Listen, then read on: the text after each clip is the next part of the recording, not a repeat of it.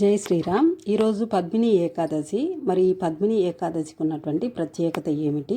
ఆ శ్రీమన్నారాయణుణ్ణి అలాగే ఆ లక్ష్మీదేవి తల్లిని ఈరోజు పూజించే విధానం ఏంటి, అంటే ఆ వ్రత కథ ఏంటి? ఈరోజు పూజించుకున్నట్లయితే, ఈరోజు నామస్మరణ చేసినట్లయితే, ఒకవేళ ఏమి చేయలేకపోయినా నామస్మరణ చేసినా కూడా మనకి అత్యంత పుణ్యఫలంగా చెప్తున్నారు. మరి అంతటి ముఖ్యమైనటువంటి ఈ యొక్క పద్మిని ఏకాదశికి ఉన్న మహిమాన్వితమైనటువంటి విషయం ఏంటో తెలుసుకుందాం. ఎందుకంటే ఇది భవిష్యత్ పురాణంలో ప్రస్తావించబడింది. ద్వాపరయుగంలో ధర్మరాజుకు శ్రీకృష్ణ పరమాత్మ వివరించారు స్వయంగా ఈ కథ.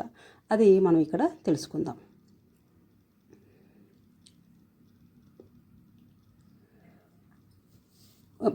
ద్వాపర యుగంలో స్వామి శ్రీకృష్ణ పరమాత్మ చెప్తున్నాడు ఏమనంటే, కృతవీర్యుడి సంతానరహితమైనటువంటి బాధ. ఇది మొదటిదన్నమాట. కృతవీరుడు అనే అతను, ఆయన భార్య పేరు పద్మిని. వీళ్ళిద్దరికీ సంతానం లేదు. త్రేతాయుగంలో మహిష్మతి నగరాన్ని పరిపాలన చేస్తున్న ఈ కృతవీరుడు అనే రాజుకి సంతానం లేదు. భార్యలు అయితే ఉన్నారు, చాలామంది భార్యలు ఉన్నా కూడా రాజు కాబట్టి ఉన్నారు. ఆయనకి సంతానం కలగలేదు, బాధపడుతూ ఉన్నాడు. అనేక మంది దగ్గరికి వెళ్ళాడు, ఋషులను ఆశ్రయించాడు, అనేక పూజలు చేశాడు, అనేక యాగాలు యజ్ఞాలు అన్నీ చేశాడు, కానీ సంతానం కలగలేదు. చాలా బాధపడుతూ ఉండేవాడు సంతానం లేదని. అయితే తన యొక్క సంతానం లేదని చెప్పి తన యొక్క రాజ్యాన్ని భారమంతా మంత్రులకు అప్పగించి తపస్సు చేయడానికి అడవులోకి వెళ్ళాలని నిర్ణయించుకున్నాడు. ఎందుకంటే అలా తపస్సు చేసి ఆ స్వామి ప్రత్యక్షమైతే స్వామిని వరంగా అడిగైనా తన సంతానం పొందాలని భావించాడు అనమాట. అయితే ఆయన ఎన్ని సంవత్సరాలు చేసినా అట్లా ఆయనకి సంతాన భాగ్యం కలగట్లేదు. అప్పుడు ఒకరోజు రాణి పద్మిని, ఆయన యొక్క భార్య అయిన పద్మిని చాలా బాధపడి ఆమె ఏం చేసిందంటే, హరిశ్చంద్ర మహారాజు కూతురు ఆమె ఎవరు అంటే హరిశ్చంద్ర మహారాజు. హరిశ్చంద్ర మీకు తెలుసు కదండి, సత్యహరిశ్చంద్రుని యొక్క కుమార్తె ఆమె పద్మిని. ఆమె కూడా నేను కూడా సంతానం పొందాలి, అతనితో పాటు తన భర్తతో పాటు తను కూడా ఉండి తపస్సు చేయాలి అని భావించి గంధమాదన పర్వతంపై వేలాది సంవత్సరాలుగా తన భర్త చేస్తున్నటువంటి తపస్సుని ఆమె గమనించింది. కాబట్టి ఆమె బాధపడుతూ తన భర్త చేస్తున్నటువంటి ఆ తపస్సును చూసి ఇంకా స్వామి కరుణించలేదని బాధపడుతూ అనసూయాదేవిని, అత్రి మహర్షి భార్య అనసూయ అమ్మ గురించి మనందరికీ తెలిసిందే కదండి. అనసూయ అమ్మ దగ్గరికి వెళ్ళి అడిగింది, అమ్మ ఇట్లా నా భర్త ఎన్నో సంవత్సరాలుగా తపస్సు చేస్తున్నారు, అయినా దేవుడు కరుణించలేదు, మాకు సంతాన ప్రాప్తి కలిగేలా, మా కష్టాలు తీరేలా ఏదైనా ఒక సులువైన మార్గం చెప్పమ్మా, భగవంతుడు మమ్మల్ని అనుగ్రహించలేదమ్మా అని చెప్పి బాధపడింది అనమాట. అప్పుడు అనసూయాదేవి తల్లి ఏం చెప్పిందంటే, తన దివ్య దృష్టితో చూసి, అమ్మ పద్మిని, ప్రతి 3 సంవత్సరాలకు ఒకసారి అధిక జ్యేష్ఠ మాసం అనేది వస్తుంది, అధిక మాసం వస్తుంది. ఈ మాసం దేవుళ్ళకు సైతం అత్యంత ప్రియమైనది. ఈ అధిక మాసంలోని శుక్లపక్షంలో వచ్చే ఏకాదశి నాడు నువ్వు భక్తితో ఉపవాస వ్రతాన్ని ఆచరించు. నీ భక్తికి మెచ్చి ఆయన నామస్మరణ చేస్తూ ఉండు. ఆ రోజు మొత్తము ఆయన నామస్మరణ చేస్తూ ఉండు. నీ భక్తికి మెచ్చి మహావిష్ణువు తప్పక మీకు ప్రత్యక్షమై నీకు సంతాన భాగ్యం ఇస్తాడు తల్లి అని చెప్పింది అనసూయమ్మ తల్లి.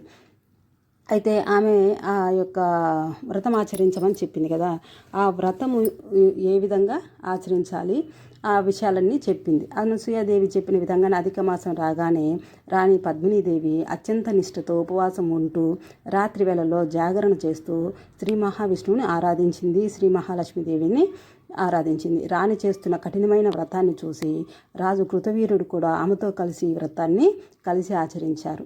అప్పుడు విష్ణుమూర్తి ఆ శ్రీమన్నారాయణుడు ప్రత్యక్షమై వారిద్దరికీ పద్మిని చేసిన వ్రతము నేనెంతో సంతోషించాను ఆ వ్రతానికి, కాబట్టి నేను మీకు వరం ఇవ్వాలనుకుంటున్నాను అని చెప్పి గరుడ వాహనం పైన స్వామి ప్రత్యక్షమయ్యాడు.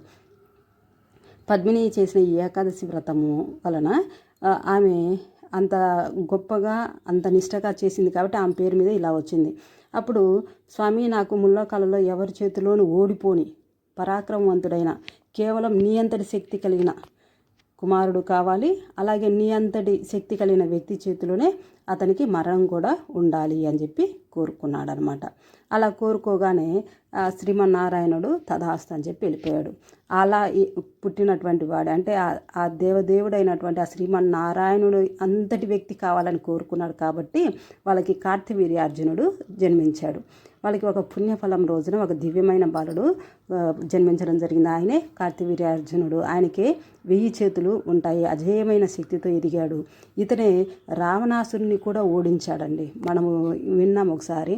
రావణాసురుని ఓడించి బంధించి పెడితే పులస్య బ్రహ్మ వచ్చి, అయ్యా ఆయన ఒక కార్యక్రమం ఉంది, భవిష్యత్తులో శ్రీరాముని చేతులు ఆయన మరణించవలసింది ఉంది, నువ్వు అతన్ని వదిలిపెట్టు అని చెప్పి అడిగితే అప్పుడు వదిలిపెడతాడనమాట. అంటే అంత గొప్పటి రావణాసురుని కూడా బంధించినటువంటి వ్యక్తి ఓడించి, అంతటి గొప్పవాడు కార్తవీర్యార్జునుడు. మరి అంతటి శ్రీమన్నారాయణుడు అంతటి వ్యక్తి చేతిలోనే అతనికి మరణం అని చెప్పాడు కాబట్టి పరశురాముడి చేతిలో అప్పుడు అతను మరణించడం జరుగుతుంది. కానీ మనం ఇప్పుడు మరణం చెప్పాల్సిన పని లేదు. ఆ స్వామికి ఈరోజు చేసినటువంటి ఈ వ్రతం, ఈ ఒక్కరోజు చేసినటువంటి వ్రతము ఎంత గొప్పది అంటే, ధర్మరాజా, కృష్ణ పరమాత్మ చెబుతున్నారు, ధర్మరాజా, పద్మిని ఏకాదశి అనేది మానవుల సమస్త కోరికలు నెరవేర్చే వ్రతము. సంతానం లేని వారికి సంతానాన్ని, దరిద్రంతో బాధపడే వారికి ఐశ్వర్యాన్ని ఇచ్చేటువంటి వ్రతం ఇది. ఈ కథను చదివినా లేదా విన్నా కూడా అశ్వమేధ యాగం చేసినంత పుణ్యఫలం లభిస్తుంది, సర్వ సంపదలు చేకూరుతాయి.